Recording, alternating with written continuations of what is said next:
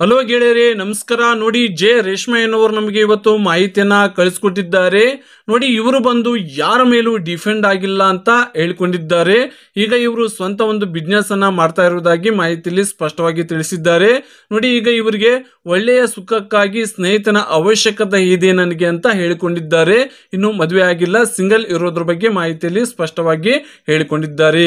ನೋಡಿ, ಇವರು ಕೊಟ್ಟಂತ ಮಾಹಿತಿ ನಿಮಗೆ ಓಕೆ ಅನ್ಸಿದ್ರೆ ಲೈಕ್ ಅನ್ನ ಮಾಡಿ. ಗೆಳೆಯರೇ, ಇದೇ ರೀತಿ ನೀವು ಉಚಿತವಾಗಿ ನೋಟಿಫಿಕೇಶನ್ ಮೂಲಕ ಮಾಹಿತಿಗಳನ್ನು ಪಡೆಯಲು ವಿಡಿಯೋ ತೆಳಗಿರುವ ಸಬ್ಸ್ಕ್ರೈಬ್ ಬಟನ್ ಮೇಲೆ ಪ್ರೆಸ್ ಮಾಡಿ, ಪಕ್ಕದಲ್ಲೇ ಬರೋ ಬೆಲ್ ಐಕಾನ್ ಒತ್ತಿ ಆಲ್ ಅಂತ ಸೆಲೆಕ್ಟ್ ಮಾಡಿದ್ರೆ ಇದೇ ರೀತಿ ಉಚಿತವಾಗಿ ಮಾಹಿತಿಗಳು ಬರ್ತಾ ಹೋಗುತ್ತೆ. ಬನ್ನಿ, ರೇಷ್ಮಾ ಅವರ ಒಂದು ಸಂಪೂರ್ಣವಾದಂತಹ ಮಾಹಿತಿಯನ್ನ ಪಡೆಯೋಣ.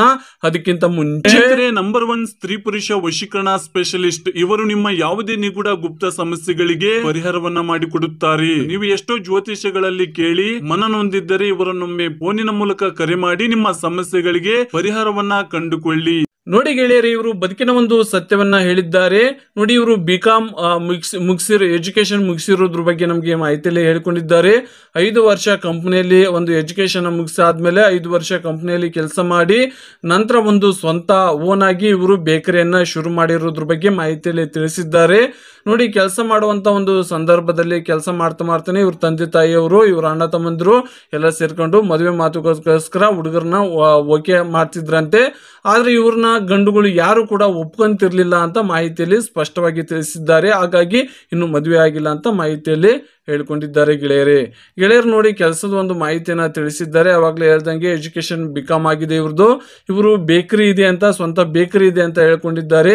ತಿಂಗಳಿಗೆ ಒಂದು ಒಳ್ಳೆಯ ಸಂಪಾದನೆ ಅಂತ ಹೇಳ್ಕೊಂಡಿದ್ದಾರೆ. ಬಟ್ ಅಷ್ಟೇ ಆಗುತ್ತೆ ಇಷ್ಟೇ ಆಗುತ್ತೆ ಅಂತ ಹೇಳ್ಕೊಂಡಿಲ್ಲ. ಇಬ್ಬರು ಕೆಲಸಗಾರನ ಇಟ್ಕೊಂಡು ಒಂದು ಬೇಕರಿನ ನಡೆಸುವುದಾಗಿ ಮಾಹಿತಿಯಲ್ಲಿ ಸ್ಪಷ್ಟವಾಗಿ ಹೇಳ್ಕೊಂಡಿದ್ದಾರೆ. ನೋಡಿ, ಆಸ್ತಿ ಬಂದು ಇವರು ಓನ್ ಆಗಿ ಮಾಡಿದಂತ ಆಸ್ತಿ ಬಂದು ಮನೆ ಮಾಡಿಕೊಂಡಿದ್ದಾರೆ. ಜೊತೆಗೆ ಒಂದು ಮನೆಯನ್ನ ಮಾಡಿಕೊಂಡಿದ್ದಾರೆ. ಅಂದ್ರೆ ಸೈಟ್ ಇತ್ತು. ಆ ಒಂದು ಸೈಟ್ ನಲ್ಲಿ ಇವರು ಓನ್ ಆಗಿ ಮನೆಯನ್ನ ಕಟ್ಟಿಕೊಂಡಿದ್ದಾರೆ. ಒಂದು ಕಾರನ್ನ ಮಾಡಿಕೊಂಡಿದ್ದಾರೆ. ಆಗ ಜೊತೆಗೆ ಒಂದು ಬಂಗಾರದ ಒಡವೆಗಳನ್ನು ಕೂಡ ಮಾಡಿಕೊಂಡಿದ್ದಾರೆ. ಹಣ ಇದೆ ಅಂತನೂ ಕೂಡ ಹೇಳ್ಕೊಂಡಿದ್ದಾರೆ. ಇಷ್ಟೇ ಇದೆ ಅಂತ ಹೇಳ್ಕೊಂಡಿಲ್ಲ, ಹಣ ಇದೆ ಅಂತ ಸ್ಪಷ್ಟವಾಗಿ ಹೇಳ್ಕೊಂಡಿದ್ದಾರೆ ಗೆಳೆಯರು ಇವರು. ಇದಿಷ್ಟು ಕೆಲಸದ ಒಂದು ಮಾಹಿತಿ, ಜೊತೆಗೆ ಇವರು ಮಾಡಿಕೊಂಡ ಒಂದು ಆಸ್ತಿಯ ಒಂದು ಮಾಹಿತಿ ಆಗಿದೆ. ನೋಡಿ ಗೆಳೆಯರಿ, ಇದು ಬಂದು ಇವರ ಒಂದು ಸ್ವಂತ ಒಂದು ಕಾರು, ಓನ್ ಯೂಸ್ಗೆ ಮಾತ್ರ ಇಟ್ಟುಕೊಂಡಿದ್ದಾರೆ. ಬೇರೆ ಎಲ್ಲೂ ಬಾಡಿಗೆ ಗಿಡಿಗೆ ಕಳಿಸಲ್ಲ ಅಂತ ಈ ಒಂದು ಗಾಡಿಯನ್ನ ಒಂದು ಶೇರ್ ಮಾಡಿಕೊಂಡಿದ್ದಾರೆ. ವೈಟ್ ಕಾರ್ ಗೆಳೆಯರಿ, ಇದು ಬಂದು ರೆನಾಲ್ಟ್ ಕಾರು. ನೋಡಿ, ಸ್ನೇಹಿತನ ಒಂದು ಅವಶ್ಯಕತೆ ಇದೆ ಅಂತ ಸ್ನೇಹಿತನ ಬಗ್ಗೆ ಹೇಳ್ಕೊಂಡಿದ್ದಾರೆ. ಯಾವ ರೀತಿ ಇರ್ಬೇಕಂತ, ಕುಡಿತ ಇರ್ಲಿ ಆದ್ರೆ ವಿಪರೀತ ಇರಬಾರ್ದಂತೆ ಗೆಳೆಯರೇ ಅವರಿಗೆ. ನೋಡಿ, ಇವರಿಗೆ ಸಪೋರ್ಟ್ ಆಗಿ ನಿಲ್ಲುವಂತಹ ಗೆಳೆಯ ಆಗಿರ್ಬೇಕಂತೆ ಅವರು. ಮೇನ್ ಆಗಿ ಅಕ್ಷರ ಜ್ಞಾನ ಅವರಿಗೆ ಕಡ್ಡಾಯವಾಗಿ ಅಕ್ಷರ ಜ್ಞಾನ ಅನ್ನೋದು ಇರಬೇಕು. ದುಡಿದು ತಿನ್ನುವಂತ ಒಂದು ಮೆಂಟಾಲಿಟಿ ಇರಬೇಕು. ಕೆಟ್ಟ ಬುದ್ಧಿ ಇರಬಾರ್ದಂತ ಮಾಹಿತಿಯಲ್ಲಿ ಸ್ಪಷ್ಟವಾಗಿ ತಿಳಿಸಿದ್ದಾರೆ ಗೆಳೆಯರು. ನೋಡಿ, ಇದು ಬಂದು ಇವರ ಒಂದು ಸ್ವಂತ ಒಂದು ಬೇಕರಿಯಲ್ಲಿ ನೀವು ಕೂಡ ನೋಡಬಹುದು. ಇಲ್ಲಿ ಎಲ್ಲಾ ತರ ಬೇಕರಿ ಐಟಮ್ಗಳನ್ನ ಮಾರಾಟ ಮಾಡುವುದಾಗಿ ಹೇಳಿಕೊಂಡಿದ್ದಾರೆ. ಇಲ್ಲಿ ಇಬ್ಬರು ಕೆಲಸಗಾರನ ಇಟ್ಕೊಂಡು ಇವರು ಓನ್ ಆಗಿ ಕೆಲಸ ಮಾಡುವುದಾಗಿ ಮಾಹಿತಿಯಲ್ಲಿ ಬೇಕರಿ ಬಗ್ಗೆ ತಿಳಿಸಿದ್ದಾರೆ ಇವರು. ನೋಡಿ, ಇವರ ಒಂದು ಮಾಹಿತಿಗೆ ಬರುವುದಾದ್ರೆ, ಹೆಸರು ಬಂದು ಜೆ ರೇಷ್ಮಾ ಅಂತ, ತಂದೆ ಹೆಸರು ಜಗದೀಶ್, ತಾಯಿ ಲತಾ ಅಂತ ಹೇಳ್ಕೊಂಡಿದ್ದಾರೆ. ಇವರ ಹಾಬಿ ಬಂದು ಒಂದು ಸ್ಟೋರಿಗಳನ್ನ ಬರೆಯುವುದಂದ್ರೆ ತುಂಬಾ ಇಷ್ಟ ಅಂತ ಹೇಳ್ಕೊಂಡಿದ್ದಾರೆ.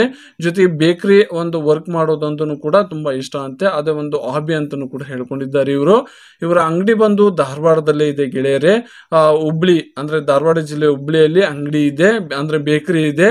ಮನೆ ಬಂದು ಕೊಪ್ಪಳದಲ್ಲಿ ಇರುವುದಾಗಿ ಮಾಹಿತಿಯಲ್ಲಿ ಸ್ಪಷ್ಟವಾಗಿ ತಿಳಿಸಿದ್ದಾರೆ ಇವರು. ಎತ್ತರ ಬಂದು 156, ತೂಕ ಬಂದು 67 ಅಂತ ಹೇಳಿದ್ದಾರೆ. ಗೋಧಿ ಬಣ್ಣ.